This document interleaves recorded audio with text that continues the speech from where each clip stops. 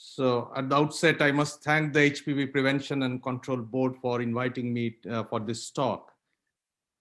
Indeed, we are facing the worst public health crisis in our generation, with the COVID outbreaks sparing no countries in the world.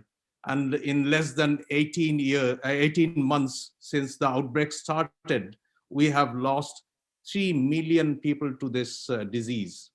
And obviously, this disease has a huge impact on the health systems. The health facilities in each and every country have been stretched to the extreme, and there has been a great impact on cervical cancer screening program as well. So when we look at the impact of COVID on cervical cancer screening program, or for that matter, any screening program, we look at it from 3 different perspectives. One is the perspective of the clients. The second is the perspective of the providers. And third is the health systems perspective. Now let us look at them one by one. This is the first graph you are seeing. It is showing the impact of COVID in the United Kingdom on the diagnosis of diabetes as an indicator for chronic diseases in the primary health centers before and after the COVID outbreak started. So they looked at the number of patients being diagnosed of diabetes in these primary health centers in the United Kingdom in 2019. As you can see, it is more or less a steady line. But in 2020, after the COVID outbreaks, it happened, there was a steep decline in the number of people being diagnosed of diabetes. This shows, number one, that people with symptoms, they are not attending the health facilities, and number two, even those people who are being advised to undergo certain investigations, they are avoiding doing that. And this is another interesting study in Ethiopia, where they looked at the reasons for not attending the health facilities for the patients who were suffering from different chronic diseases. So these are all non-attenders to a big health facility. And these people were interviewed 2 months after they became non-compliant. And there is no surprise to see that the number one reason for these people shunning the health facilities was fear of COVID-19 infection. Lack of transport to the hospital was again a major factor that hindered these people to attend the health facilities. And of course, there were other reasons. And one major reason was other COVID-related reasons. That means somebody at home was ill with COVID, so that person was not going out. So there are multiple factors that can prevent a person not to undergo cancer screening or routine health checkup. This is a very interesting study that was done in Pakistan. They looked at the large number of health providers involved in different disciplines, both in private sector and public sector. So this is the viewpoint of the health providers. And there is no surprise in when we find the personal factors included fear and stress, depression during the peak outbreak period. There are difficulties in balancing between professional and home activities. And then from professional point of view, these health providers, they were so engaged in fighting the COVID and then taking care of the COVID infected patients. There was increased demand, but at the same time, there wasn't adequate safety kits available for them. This uncertainty of the situation, the threat of job loss. So everything put together made the health providers quite demotivated. And when we are thinking of preventive intervention like cervical cancer screening, where the health providers really need to be proactive in advising people. This impact of COVID that is shown in this particular study are very, very relevant. The World Health Organization, it did a study, it was a survey that targeted 194 countries to understand the impact of COVID on non-communicable diseases.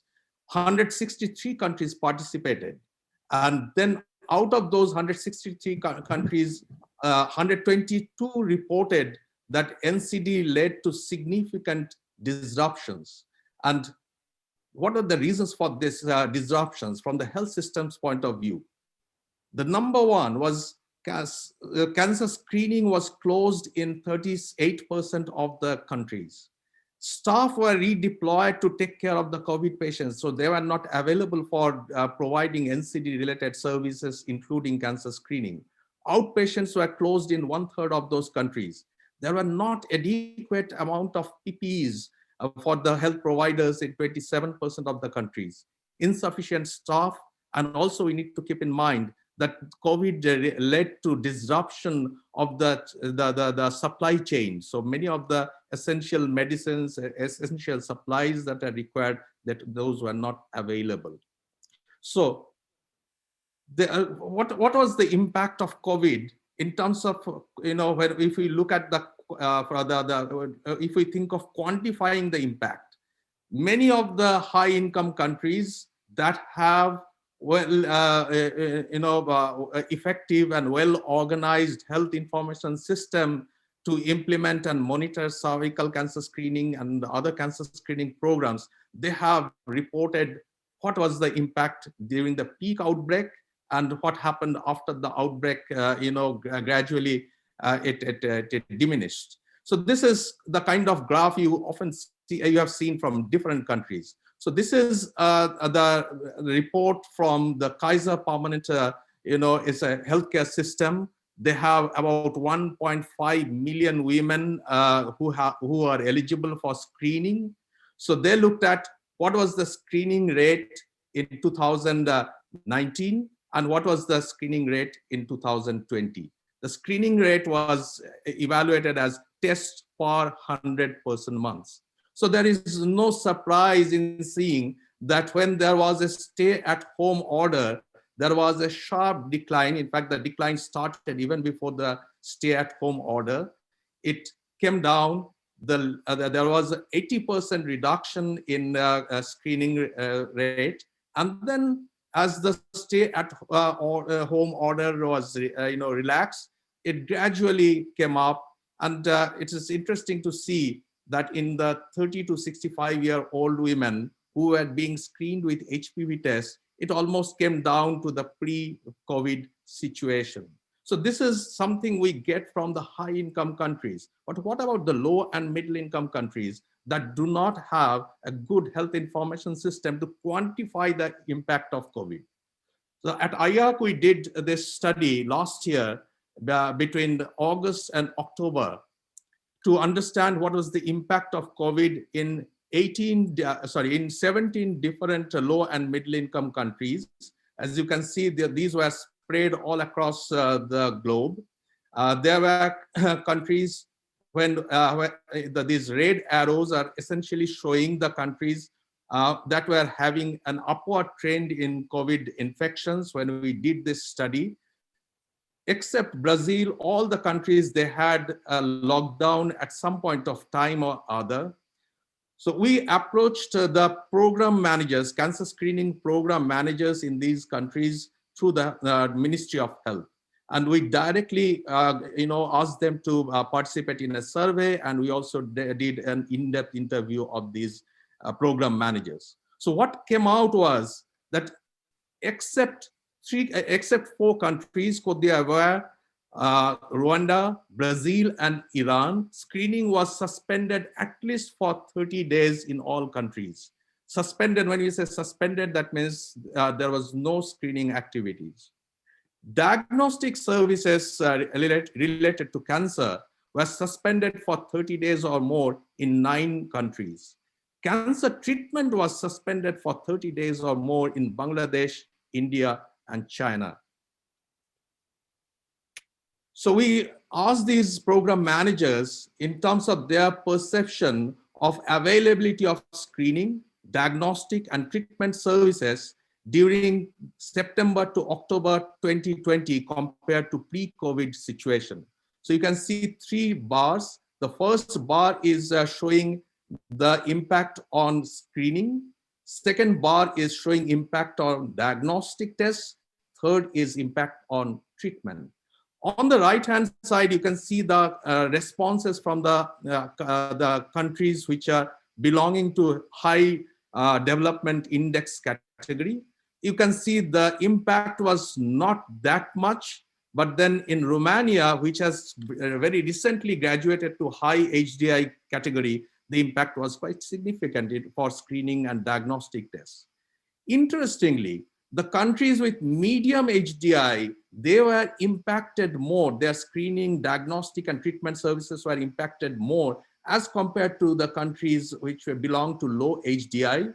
Of course, we looked at the reason, that the reason being that when the interview was done, neither of these three countries were that much affected by the COVID. That time, the daily number of deaths in these countries was less than 10. So probably that is the reason why we see this difference between low HDI and medium HDI countries. We asked these program managers about what they thought what would be the most significant factors that would affect the cancer screening programs in the near future. And as you can see, the 60% of the program managers, they agreed that less financial resources to the cancer screening program will be a major problem. And similar proportion of the program managers, they agreed very strongly that planned expansion of program will be withheld due to competing priorities. In fact, we have example like in Bhutan. Bhutan decided to introduce HPV detection-based screening last year. They put that program on hold. Service providers will be overloaded. 83% of the managers, they thought that it will be a significant factor. Non-compliance of the screen positive individuals will increase, and eligible individuals will be reluctant to participate in the screening. So these are the different factors that the program managers, they very strongly agreed that would be impacting impacting cancer screening in the, at least in the few months or a couple of years to come. But then we were fortunate. We were fortunate to get data from Bangladesh that could actually quantify the impact of COVID on cervical cancer screening in an LMIC context. And this was possible because Bangladesh started to improve their information system to include cervical cancer screening related data since 2018. So we have the month-wise breakup of number of women screened for 2018. We have month-wise breakup for number of women screened for 2019. As you can see, the curves, they are more or less superimposing each other. But then we have the curve which is showing what happened in 2020. As you can see, as there was a lockdown in March extending till May, there was almost no screening going on. But then again, interestingly, the number of women being screened, the curve gradually went up, and then it went even higher than the number of women being screened in the previous years. And the background bars, they are showing the number of COVID infections happening during that time. So now what is the reason? How did Bangladesh manage to do this? So Bangladesh, like most other countries that we have seen, the COVID impacted the urban population much more. So there was a UN report which showed that it was at least initial period, the 90% of all the COVID cases related were from urban areas. So what Bangladesh did was, they, instead of focusing on these urban areas, they moved to the hard to reach, more rural, geographically inaccessible areas, and focus screening there.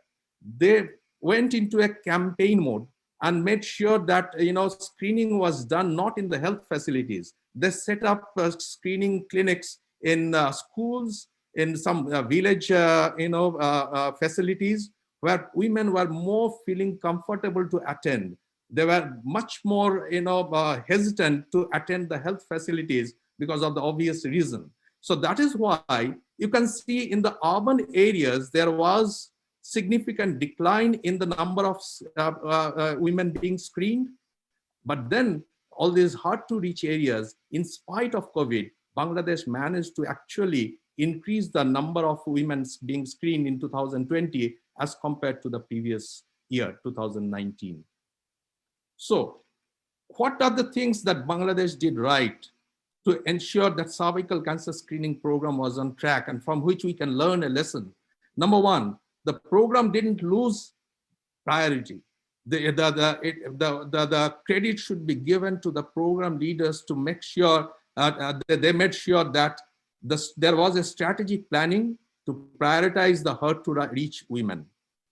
They created screening facilities away from the regular health facilities. They revised their management protocol. In Bangladesh, the management protocol for the VIA-based, it's a VIA-based screening program. The VIA positive women are called for colposcopy. And we have data to show that there was a significant decline in the number of women coming to colposcopy facilities. But then they changed their protocol and introduced screen and treat. So most of the women were being treated with thermal ablation at the point of screening. And then they started developing the information system to monitor cervical cancer screening program. They used the freely downloadable supported software. It's called DHIS2. And they modified the DHIS2 to include the cervical cancer screening related data. And then during the pandemic, their information system covered more than 98% of their health facilities. And that actually helped even the cervical cancer screening program to quantify the impact. As you know, last year, the World Health Organization came out with the strategic document on a roadmap to eliminate cervical cancer. We know that this is based on three major pillars. Number one, we'll have to make sure to remain on the path to eliminate cervical cancer by end of this millennium. We'll have to ensure that by 2030, 90% of the adolescent girls, they have access to the HPV vaccine. We'll have to ensure that 70% of the women between 35 and 45 years of age, they are screened with appropriate, or I would say high sensitive HPV detection based tests. And those women tested positive or detected to have cervical precancer and cancer, almost all of them should be appropriately managed. If we can manage to do this, then we will remain in the pathway to eliminate cervical cancer by the end of this millennium, which means that globally, the incidence of cervical cancer will come down below 4 per 100,000 women years. But then certainly the COVID has created a huge challenge. I would like to share a few documents from the WHO that these two documents are providing guidance to the countries on how to maintain the essential services, which of course include cervical cancer screening in spite of the waxing and waning of the outbreak. Recently, we published in the Journal of Global Oncology on how to adjust to the new situation and maintain cancer screening, including cervical cancer screening. But then we should not think of it as a disaster. We should think of it as an opportunity. The COVID has created certain opportunities. There's a time we need to move from the more relatively inefficient screening algorithms. We know VIA has done wonderful in ensuring access to cervical cancer screening in many LMICs, but it is time to transition from VIA-based screening to HPV detection-based screening. At WHO, we are revising all the guidelines related to cervical cancer screening and treatment. And of course, the majority of the guidelines, majority of the algorithms are focusing on HPV detection-based screening. There will be a huge advantage of introducing HPV testing on self-collected samples so that there is less interaction between the health facilities and the women undergoing screening. And the most important thing is that we should understand the value of introducing quality assurance in cervical cancer screening so that the programs, they have the desired impact. So these should be part of what we say, building back the programs better. Thank you very much.